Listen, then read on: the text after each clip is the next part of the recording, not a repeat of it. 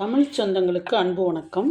மறைந்த பாடும் நிலா எஸ்பி பாலசுப்ரமணியம் அவர்களின் பாடல்கள் ஒவ்வொன்றிலும் அவர் காட்டிய அர்ப்பணிப்பும் ஈடுபாடும் இன்று வரை சாகா வரத்தை பெற்று தந்திருக்கின்றன.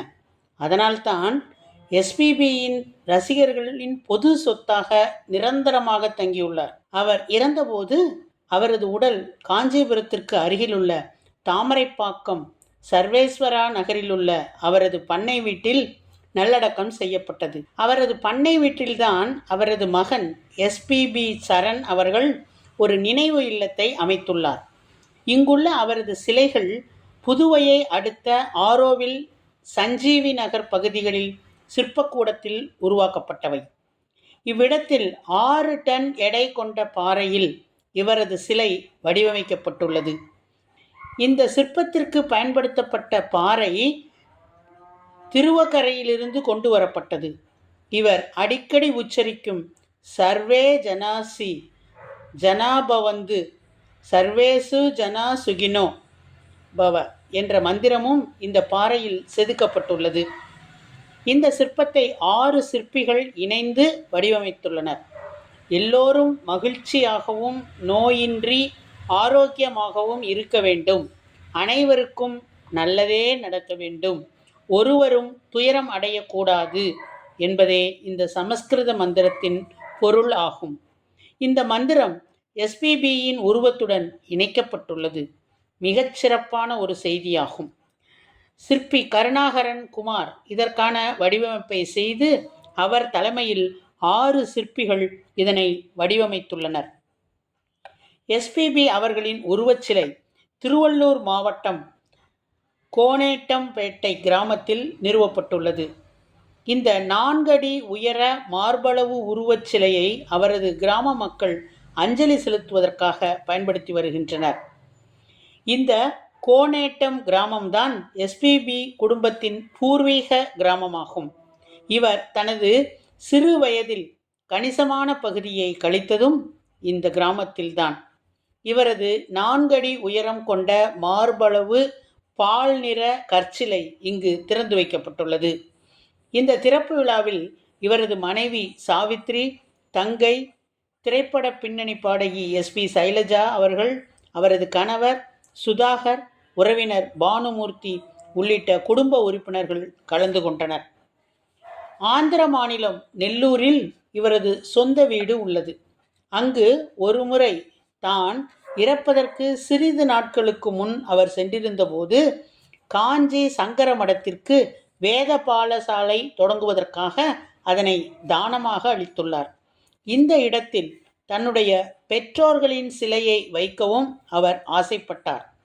சாமமூர்த்தி, சகுந்தலா என்பது இவரது பெற்றோரின் பெயர்.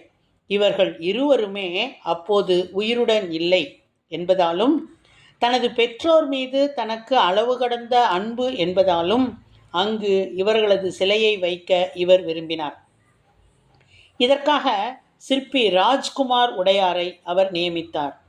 அந்த வேலைகள் ஒருபுறம் நடந்து கொண்டிருக்கும் போதே திடீரென்று ஒரு நாள் சிற்பி ராஜேஷ்குமாருக்கு இவர் ஃபோன் செய்துள்ளார்.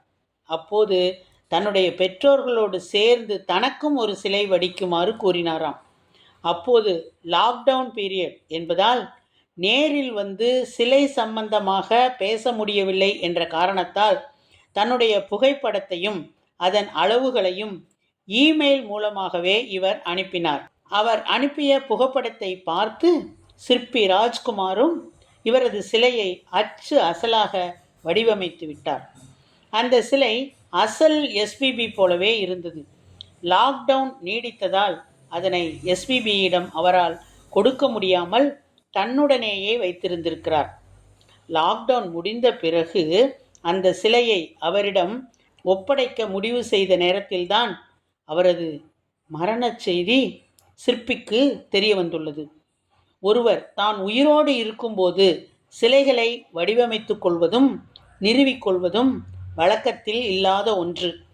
அதனால்தான் தான் திடகாத்திரமாக இருக்கும்போதே, தான் இறப்பதற்கு 1 மாதத்திற்கு முன்பே, ஏன் சிலை செய்ய இவர் விரும்பினார் என்ற கேள்வி மக்கள் மனதில் எழும்புகிறது. தன் மரணத்தை பற்றிய உள்ளுணர்வு அவருக்கு தோன்றியிருக்குமோ என்ற ஆச்சரியமான கேள்விகள் அனைவரின் மனதிலும் தோன்றியிருக்கிறது. சிலிக்கான் வேக்ஸால் செய்யப்பட்ட இந்த எஸ்பிபியின் புகைப்படம் சிரித்த முகம், நேர்த்தியான ஹேர் ஸ்டைல் என அப்படியே எஸ்பிபியை கண்முன்னே நிறுத்துவது போல தத்ரூபமாக அமைக்கப்பட்டுள்ளது. இந்த சிலையை செய்துள்ள சிற்பி ராஜ்குமார் உடையார் தமிழகத்திற்கு நன்கு அறிமுகமானவர்தான். கடந்த 2018ஆம் ஆண்டு சென்னை ராயப்பேட்டையில் உள்ள அதிமுக தலைமையகத்தில் மறைந்த முன்னாள் முதல்வர் ஜெயலலிதாவின் சிலை நிறுவப்பட்டது. ஆனால் அது பார்ப்பதற்கு ஜெயலலிதா போன்று இல்லை என்பதனால் பல்வேறு விமர்சனங்களுக்கு உள்ளானது. இதனைத் தொடர்ந்து புதிய சிலையை இந்த ராஜ்குமார் உடையார்தான் செய்து கொடுத்தார்.